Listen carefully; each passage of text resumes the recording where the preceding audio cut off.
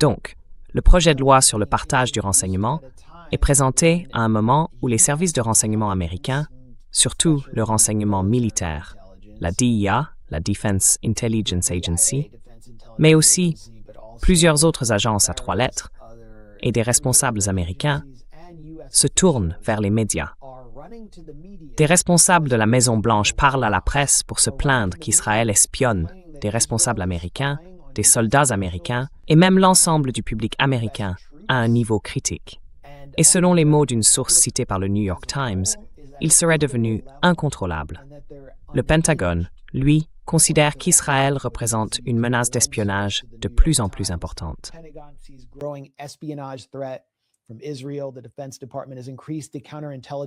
Le département de la Défense a relevé l'évaluation de la menace contre-espionnage à son niveau le plus élevé. On pense qu'Israël aurait espionné les négociations américaines avec l'Iran. Steve Witkoff, Michael D'Andrea, l'un des principaux conseillers de la Maison-Blanche sur l'Iran, et Elbridge Colby, au Conseil de sécurité nationale, feraient partie des personnes visées par Israël. On dit qu'Israël aurait installé des logiciels espions du type Pegasus sur leurs téléphones pour les écouter. Il est aussi rapporté qu'Israël aurait intercepté les communications de soldats américains stationnés sur son territoire. 2 hauts responsables militaires américains ont indiqué que le personnel américain, en particulier ceux qui servent en Israël ou travaillent avec des partenaires israéliens, était déjà bien conscient des risques de contre-espionnage avant la publication de ce nouveau rapport.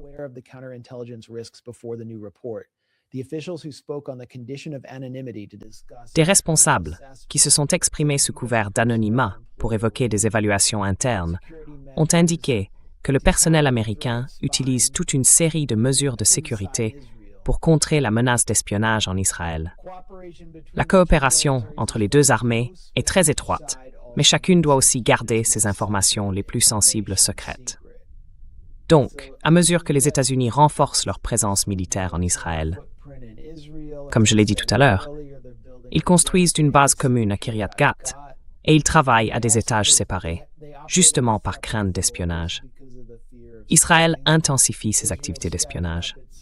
En réalité, les États-Unis remettent pratiquement à Israël le contrôle des données sensibles de l'armée, en envoyant autant de soldats là-bas pour défendre la colonie d'apartheid.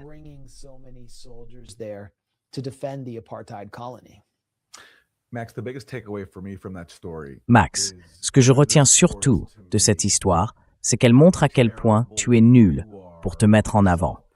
Parce que tu n'as toujours pas mentionné que cette histoire confirme quelque chose que tu avais publié sur The Grey Zone il y a longtemps, non?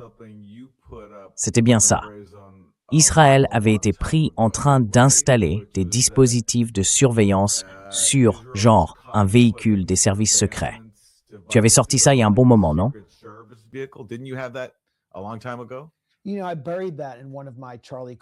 Tu sais, j'avais glissé ça dans l'un de mes rapports sur Charlie Kirk, parce qu'à ce moment-là, j'avais tellement d'informations venant de sources à la Maison-Blanche qu'il fallait que je mette tout ça dehors. Mais j'y suis revenu dans mon interview avec Tim Dillon en septembre 2025, juste après l'assassinat de Charlie Kirk. Et j'ai mentionné qu'une source à la Maison-Blanche m'avait dit que c'était, je crois, pendant l'une des nombreuses visites de Netanyahou à Washington, que des agents du Shin Bet avaient placé un dispositif de traçage sur un véhicule d'urgence du Secret Service. Et ce véhicule, c'était justement celui qui aurait été mobilisé en cas d'urgence concernant le président, y compris une tentative d'assassinat, une attaque contre sa vie. Pourquoi aurait-il fait ça? Eh bien, je pense que certains m'ont pris de haut quand j'ai dit ça, ou m'ont traité de complotiste, quelque chose comme ça. Mais le New York Times a confirmé ce rapport, noir sur blanc. Oui. C'est choquant, franchement. Pourquoi est-ce qu'ils essayent de suivre le véhicule qui interviendrait en cas de tentative d'assassinat? Pourquoi s'intéressent-ils, vous voyez, aux tentatives contre la vie du président ou aux situations d'urgence autour de la Maison-Blanche?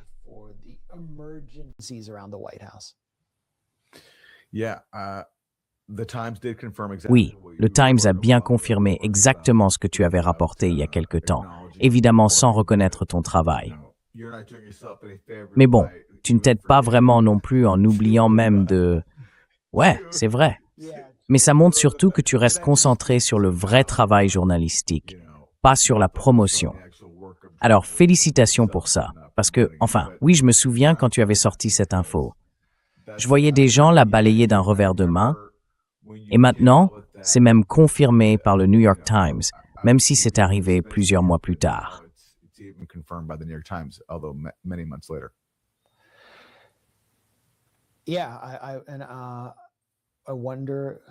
Oui, je me suis toujours demandé qui d'autre était au courant de ça, mais on dirait que Trump le savait à l'époque.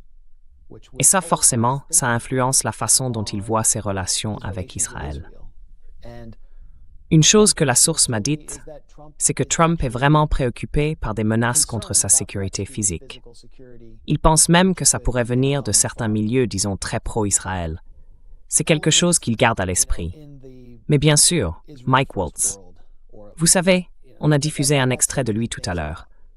L'ambassadeur à l'ONU, quand il siégeait à la Chambre, dans la commission chargée d'enquêter sur la fusillade de Butler, où, soi-disant, un tireur aurait effleuré l'oreille de Trump avec une balle, manquant de peu de lui ôter la vie et de mettre fin à sa campagne.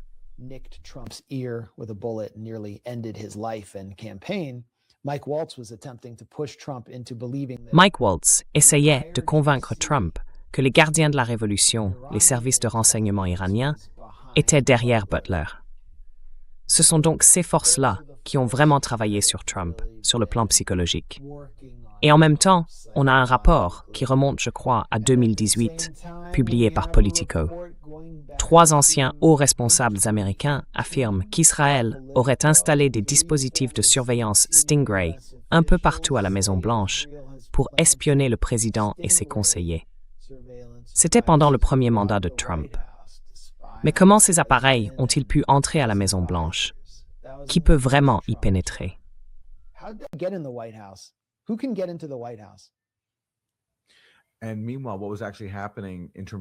Et pendant ce temps, ce qui se passait vraiment dans le débat public, c'est que les démocrates paniquaient à cause de cette histoire inventée de Russiagate, avec la Russie qui aurait soi-disant installé des dispositifs d'écoute chez Vodafone ou quelque chose comme ça. Vous vous souvenez? C'était toute une affaire autour de Russiagate. Même l'équipe de Mueller a enquêté là-dessus. Donc voilà, encore un exemple de toute cette hystérie autour d'une surveillance ou d'une ingérence russe imaginaire, alors qu'en réalité, une surveillance et une influence israélienne bien réelles étaient en cours. Et personne ne s'en souciait.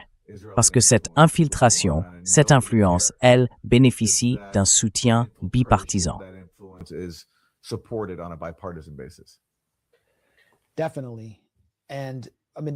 Absolument. Et enfin, le scandale. Je pense que le scandale est énorme. Si on pousse ma question jusqu'au bout, comment sont-ils entrés à la Maison-Blanche? Il faut bien supposer que c'était quelqu'un, un Israélien, venu à la Maison-Blanche pour rencontrer Donald Trump ou son équipe, qui a installé ces dispositifs. Sinon, comment voulez-vous qu'ils fassent? Ce n'est pas comme s'ils pouvaient les lancer par-dessus la clôture. Ça ne passerait jamais. Donc, ça pourrait très bien être Netanyahou, qui, selon Boris Johnson, l'ancien premier ministre britannique, avait été surpris en train d'installer un micro dans les toilettes de sa maison. Antoine Boris Johnson en a parlé dans ses mémoires. Donc il semble que Netanyahou dirigeait l'espionnage contre Donald Trump, voire qu'il installait lui-même les dispositifs. Et ça, c'est quelque chose que, si ces journalistes ont vraiment accès à toutes ces personnes, à la Maison-Blanche et à la DIA, moi c'est vrai que j'ai plus de mal à trouver des sources en ce moment. Mais s'ils ont cet accès, ils devraient poser ces questions sur le rôle personnel de Netanyahou. about Netanyahu's personal role.